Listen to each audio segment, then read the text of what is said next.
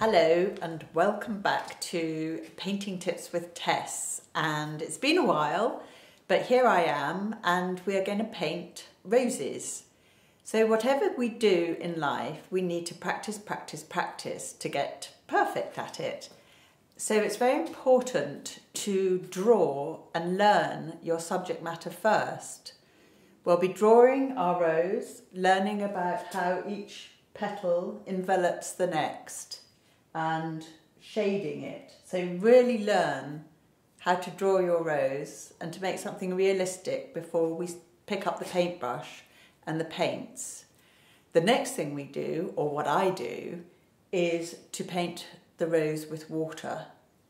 And I then go in with the colour and let it spread and move around itself and make the rose for me, as it were. So drawing first, and then once you're confident with it, we'll pick up the brush and paint.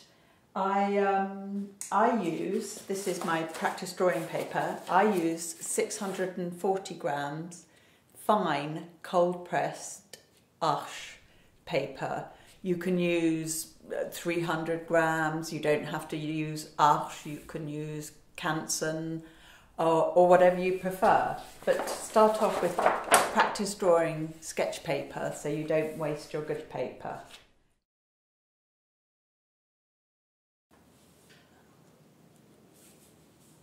So I start with the middle of the rose, and normally I draw in pencil, but for the case of filming I've decided to draw in pen so that you can see what I'm doing better.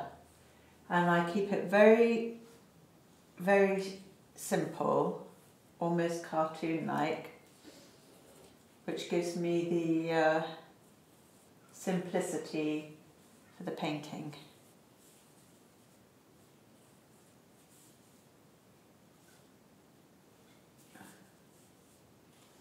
And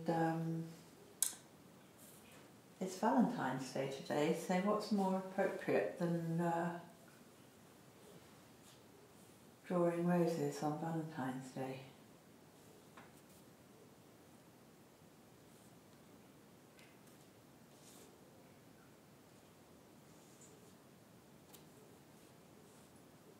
One of the reasons why I keep it so simple when I'm drawing it is that when I put the water and the paint on the rose, it's not complicated, and then the paint and the water can do the work for me to create the shape. It's a lovely where is this one?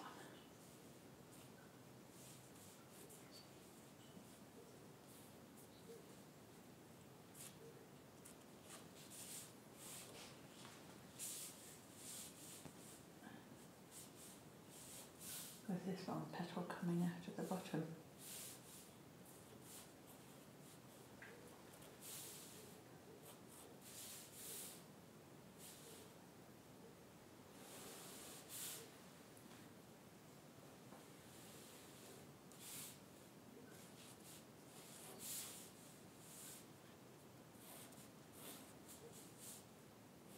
The more you draw, the more familiar you'll become with your rose, and the easier it will be to paint.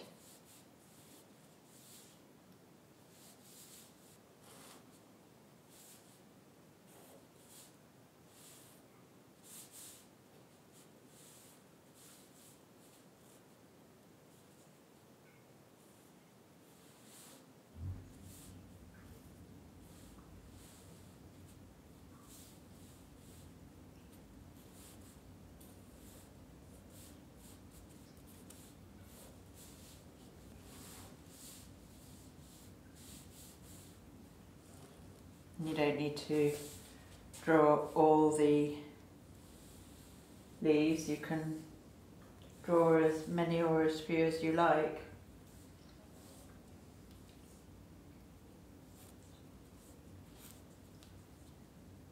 I don't suggest doing it in pen to start off with. I just keep to the pencil. And try not rubbing out, even. Voila. So there we have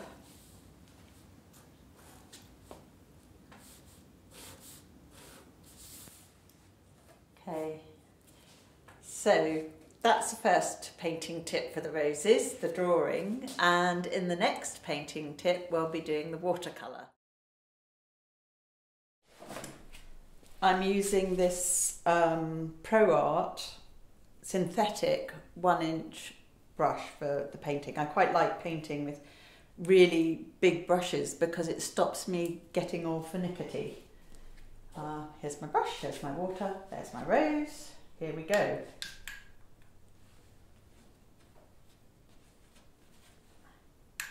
Use plenty of water so that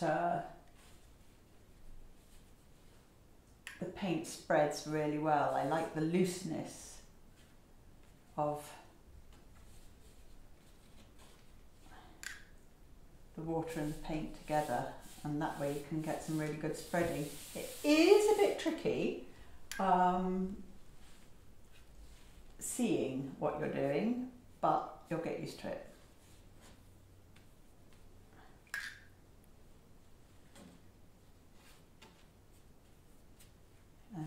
So I'll come back to the rest after. I'll just start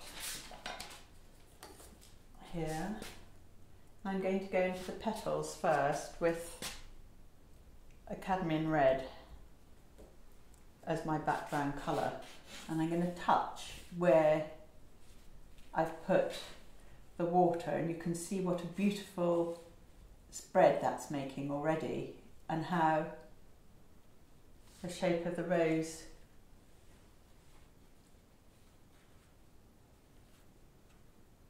is taking place all by itself.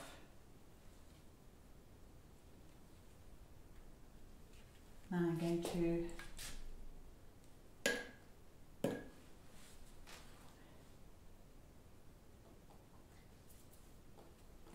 quickly go down the stem.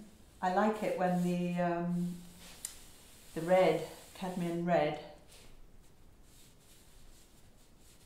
flows down the stem. I think it's really beautiful.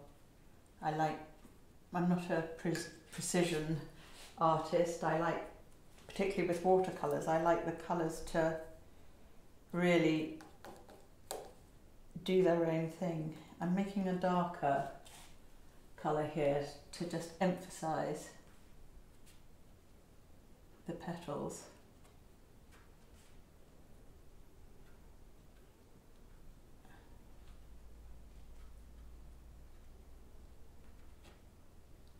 And to bring in some form.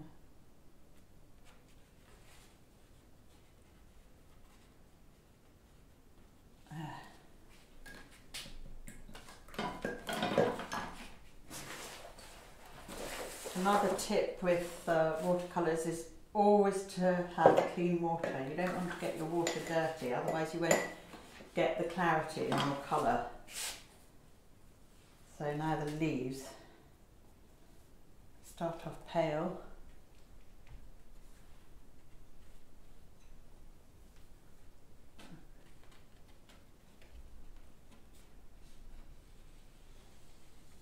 And add colour. I'll get some shade in here.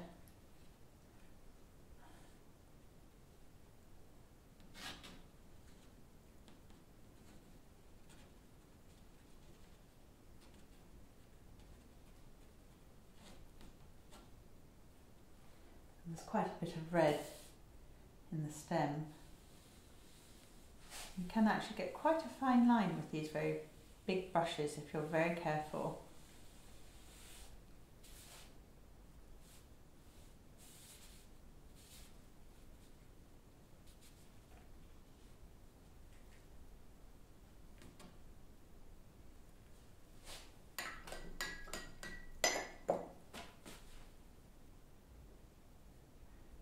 And if you need to move the paint, just wet your brush and you can push it. I was also thinking, when I was thinking about this lesson, that if you feel you've made a mistake, don't worry, work with it, use it to your advantage, and don't think that you've actually made a mistake. Think of it as something that you can use. So for now, that's it. We'll come back and do some more roses later.